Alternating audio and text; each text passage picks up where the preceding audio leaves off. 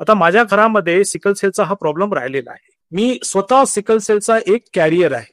म्हणजे याचा अर्थ हा, मला माझ्या आई वडिलांकडनं जे 2 जीन मिळाले त्याच्यातलं एक जीन नॉर्मल आहे आणि एक जीन सिकल सेलचं जीन आहे. ठीक आहे.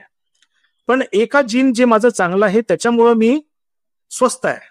त्याच्यामुळं मी पोलिसाची ट्रेनिंगही करू शकलो, सैनिक शाळेतही शिकू शकलो आणि आता माझं जे वय आहे, वय वर्ष 50, त्याच्यामध्ये मी नागालँडमध्ये काम करू शकतो, व्यवस्थित काम करू शकतो. पण जशी माझी बहीण आहे, लहान बहीण आहे, तिचे दोन्ही जीन्स डिफेक्टिव्ह आहेत आणि तिला लहानपणापासनं रक्त चढवावं लागतं. तिला कुठलेही दुसरे कामं होत नाहीत. तर आतापर्यंत तिच्या आयुष्यामध्ये साधारणतः 200 ते 300 वेळा तरी आम्ही तिला रक्त डोनेट केले असेल.